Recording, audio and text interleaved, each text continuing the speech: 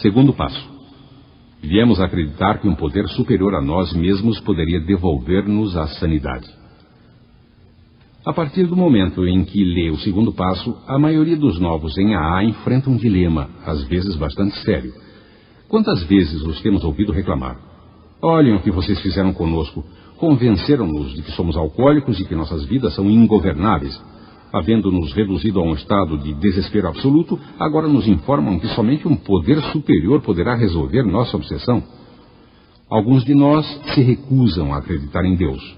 Outros não conseguem acreditar, e ainda outros acreditam na existência de Deus, mas de forma alguma confiam que Ele levará a cabo este milagre. Pois é, nos meteram num buraco sem saída, tudo bem. Mas e agora? Para onde vamos? Olhemos primeiro o caso daquele que diz que se recusa a acreditar. O caso do beligerante. Encontra-se num estado de espírito que só poderia denominar de selvagem. Está ameaçada toda a sua filosofia de vida, da qual tanto se gabava. Já não é fácil, pensa ele, admitir que está permanentemente vencido pelo álcool.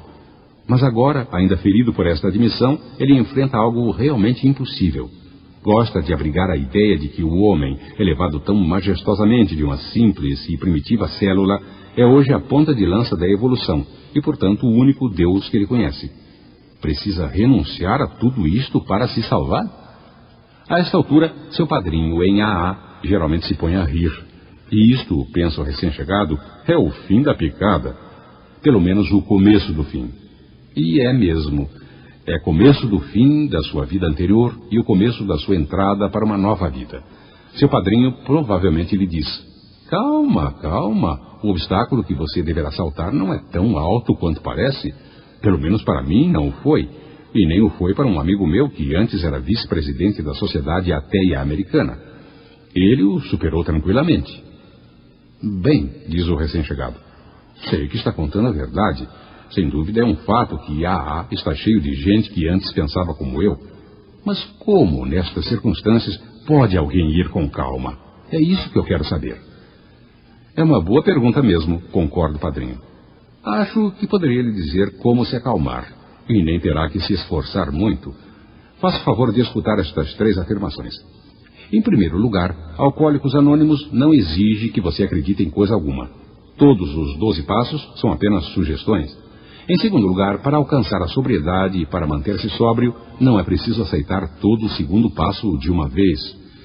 Olhando para o passado, vejo que eu mesmo o aceitei aos pedaços. Em terceiro lugar, a única coisa que você realmente precisa é ter a mente aberta. Portanto, desista dos debates e pare de se incomodar com questões profundas, como, por exemplo, se foi a galinha ou o ovo que surgiu primeiro. Volto a repetir, a única coisa que você precisa é ter a mente aberta. O padrinho continua. Tome, por exemplo, o meu caso. Tive uma educação científica. Logo, respeitava, venerava, até adorava a ciência. Aliás, faço isso até hoje, tudo menos na parte da adoração. Vezes sem conta, meus professores apontavam o princípio básico de todo progresso científico. Procure e pesquise sem descanso, mas sempre com a mente aberta. Quando deparei com AA pela primeira vez, minha reação foi igual à sua. Esse negócio de AA, pensei, é totalmente anticientífico. Isso eu não posso tragar. Simplesmente recuso-me considerar tal bobagem. Então despertei. Tive de admitir que AA mostrava resultados, prodigiosos resultados. Percebi que minha atitude frente a esses resultados havia sido nada científica. Não era AA que tinha a mente fechada. Era eu. A partir do momento em que desisti de argumentar, comecei a ver e a sentir. Nesse instante, o segundo passo, sutil e gradualmente, começou a se infiltrar na minha vida. Não posso dizer a ocasião e a data em que vinha a acreditar num poder superior a mim, mas certamente tenho essa crença agora. Para adquiri-la, bastou-me parar de lutar e praticar o resto do programa de AA com o maior entusiasmo de que dispunha.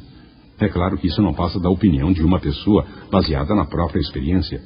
Preciso assegurar-lhe, desde já, que os membros de AA seguem inúmeros caminhos à procura de fé.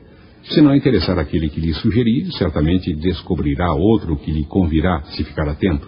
Muitas pessoas como você começaram a resolver o problema pelo método da substituição. Poderá, se quiser, considerar AA em si como sua força superior. Nele se encontra um grande número de pessoas que resolveram seus problemas com o álcool. Nesse sentido, certamente representa um poder superior a você que nem sequer chegou perto de uma solução. Seguramente poderá depositar sua fé neles. Mesmo esse mínimo de fé bastará. Encontrará muitos membros que, desta maneira, atravessaram a barreira inicial. Todos lhe dirão que, uma vez do outro lado, sua fé se ampliou e se aprofundou. Libertados da obsessão pelo álcool, com suas vidas inexplicavelmente transformadas, chegaram a acreditar num poder superior, e a maioria começou a falar em Deus. Consideremos agora a situação daqueles que já tiveram fé e a perderam. Existirão aqueles que se deixaram levar pela indiferença, aqueles que estão cheios de autossuficiência e que se afastaram de uma vez, aqueles que desenvolveram um preconceito contra a religião e aqueles que se encontram em plena rebelião porque Deus não satisfez suas exigências. Poderá a experiência de AA dizer a todos estes que ainda poderão encontrar uma fé que funciona? Às vezes, AA é aceito com maior dificuldade pelos que perderam ou rejeitaram a fé do que pelos que nunca tiveram, pois acham que já experimentaram a fé e não lhes serviu. Experimentaram viver com fé e sem fé, e em vista de que ambas as maneiras os decepcionaram amargamente, concluíram que não havia mais para onde ir. As barreiras da indiferença, da presumida autossuficiência, do preconceito e do desprezo provaram ser com frequência mais sólidas e formidáveis para estas pessoas que qualquer barreira construída pelo agnóstico duvidoso ou pelo ateu militante. A religião afirma que a existência de Deus pode ser comprovada. O agnóstico diz que não pode ser comprovada. E o ateu afirma que tem provas da inexistência de Deus. Evidentemente, o problema daquele que se afasta da fé é de uma confusão profunda. Acha-se desprovido do conforto de qualquer crença. Nem sequer num grau mínimo consegue alcançar a convicção do crente, do agnóstico ou do ateu. O desnorteado é ele. Alguns AAs podem dizer para o indeciso: sim, nós também chegamos a achar graça da nossa fé infantil. O excesso de confiança da juventude era muito para nós. Naturalmente, estávamos satisfeitos com a boa educação familiar e religiosa que nos legaram certos valores. Estávamos até certos de que deveríamos ser bastante honestos, tolerantes e justos, que deveríamos ser ambiciosos e trabalhadores.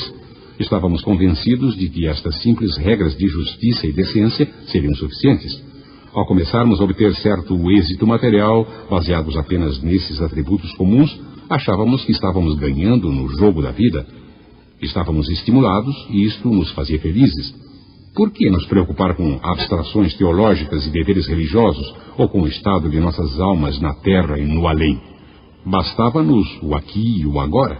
A vontade de ganhar nos levaria para a frente. Então o álcool começou a nos dominar. Finalmente, quando todos os nossos talões de pontos marcavam 0 e verificamos que mais um gol nos colocaria fora do jogo para sempre, foi necessário que saíssemos à procura de nossa fé perdida. Foi em AA que a descobrimos de novo. E você poderá descobri-la também. Agora chegamos a outro tipo de problema. O homem ou a mulher intelectualmente autossuficiente. A estes, muitos membros de AA podem dizer: sim, éramos como vocês, inteligentes demais para o nosso próprio bem. Adorávamos ouvir as pessoas nos chamarem de precoces. Usávamos nossa educação para nos inflar em balões orgulhosos, embora cuidássemos de esconder isso dos outros. Secretamente achávamos que podíamos flutuar acima dos outros, utilizando apenas o poder de nossos cérebros. O progresso científico nos dizia que nada estava além do alcance do homem. A sabedoria era onipotente. O intelecto era capaz de conquistar a natureza. Por sermos mais vivos do que a maioria, assim nos considerávamos, os espólios da vitória seriam nossos automaticamente. O Deus do intelecto substituía o Deus de nossos pais. Porém, mais uma vez, a cachaça tinha outras ideias. Nós, que tão brilhantemente havíamos vencido sem esforços, nos convertemos nos maiores derrotados de todos os tempos. Vimos que seria necessário reconsiderar, senão morreríamos. Encontramos muitos em AA que antes pensavam como nós. Ajudaram-nos a voltar ao nosso verdadeiro tamanho. Com o exemplo deles, nos mostraram que a humanidade e o intelecto poderiam ser compatíveis, conquanto a humildade estivesse em primeiro plano. Quando começamos a entender isso, recebemos a dádiva da fé, uma fé que funciona, fé que também está à sua disposição. Um outro grupo de membros de AA diz: estávamos desenganados com a religião e todas as suas obras. A Bíblia, dizíamos, estava cheia de bobagens. Podíamos citar capítulos e versículos, sem contudo conseguir distinguir os beatos dos benditos. Em certas partes, sua moralidade era incrivelmente boa, em outras, má até o impossível. Porém, o que realmente nos decepcionou foi a moralidade dos religiosos. Olhávamos com maligna satisfação para a hipocrisia, os preconceitos e o orgulho opressor com que se vestiam tantos crentes. Como gostávamos de apregoar o fato prejudicial de que milhares de bons homens da religião ainda matavam uns aos outros em nome de Deus. Tudo isso significava, é claro, que havíamos substituído pensamentos positivos por pensamentos negativos. Depois de chegar em AA, tivemos de reconhecer que este defeito havia servido para alimentar nosso ego. Enquanto criticávamos os pecados de algumas pessoas religiosas, podíamos nos sentir superiores a todas elas. Além do mais, podíamos escapar à necessidade de olhar para nossos próprios defeitos. A hipocrisia, justamente o que havíamos condenado com desdém nos outros, era o nosso próprio pecado obstruidor. Esta falsa forma de respeitabilidade foi a nossa desgraça no tocante à fé. Contudo, compelidos ao AA, acabamos por aprender melhor. Como os psiquiatras muitas vezes observaram, o desafio é a característica predominante de muitos alcoólicos.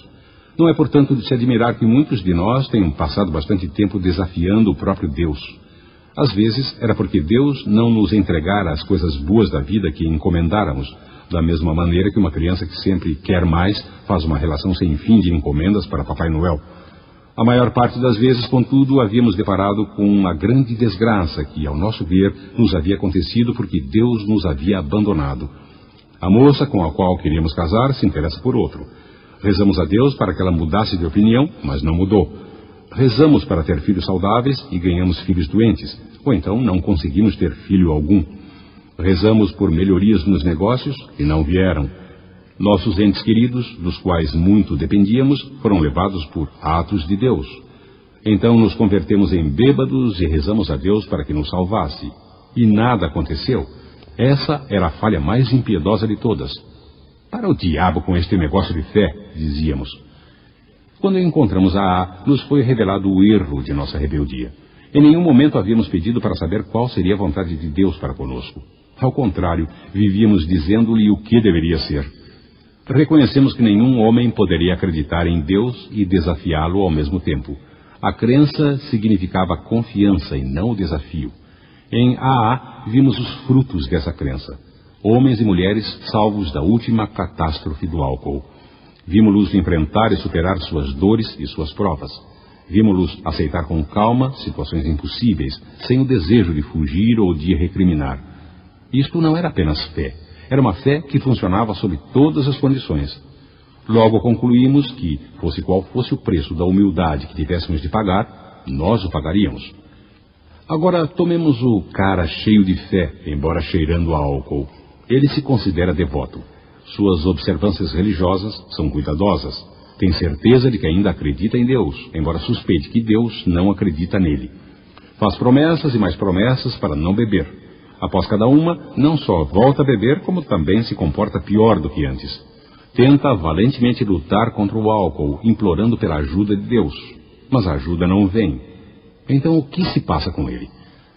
Para os clérigos, os médicos, os amigos e os parentes, o alcoólico bem intencionado que se esforça bastante é um enigma doloroso. Mas, para a maioria dos membros de AA, não o é. Somos muitos os que já fomos como ele e encontramos a chave do enigma.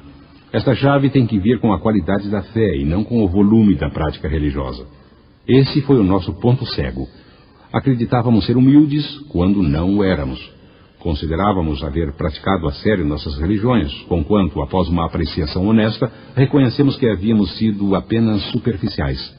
Ou, indo ao outro extremo, havíamos nos banhado no emocionalismo, confundindo este com os verdadeiros sentimentos religiosos. Em ambos os casos, estávamos querendo receber sem dar. A verdade era que não havíamos varrido nossa casa interior para que Deus entrasse em nós e expulsasse a obsessão. Jamais havíamos, no sentido profundo e significativo, nos examinado. Jamais havíamos reparado os danos que havíamos causado aos outros ou dado livremente de nós a qualquer outro ser humano sem pedir algo em troca. Nem sequer havíamos aprendido a rezar de maneira certa. Sempre havíamos dito, concedei-me as coisas que eu desejo, em vez de, seja feita a vossa vontade. Ignorávamos por completo o verdadeiro amor a Deus e ao semelhante. Assim enganamos a nós mesmos e permanecemos incapazes de receber a graça suficiente para nos devolver a sanidade. Pouquíssimos são os alcoólicos ativos que têm consciência do grau de sua maluquice ou, percebendo-a, têm a coragem de enfrentá-la. Alguns estão dispostos a se classificarem de bebedores problema, mas não aceitarão a simples insinuação de que estão mentalmente doentes. São amparados nesta cegueira por um mundo que não compreende a diferença entre o beber racional e o alcoolismo. A sanidade se define como saúde mental. Contudo, em um alcoólico, analisando sobriamente seu comportamento destrutivo, poderia se considerar possuidor de saúde mental, caísse a destruição sobre um objeto ou sobre sua estrutura moral. Portanto, o segundo passo é o ponto de reagrupamento para todos nós. Sejamos agnósticos, ateus ou ex-crentes, podemos nos agrupar neste passo. A verdadeira humildade e a mente aberta poderão nos conduzir à fé, e a toda reunião de AA é uma segurança de que Deus nos levará de volta à sanidade, se soubermos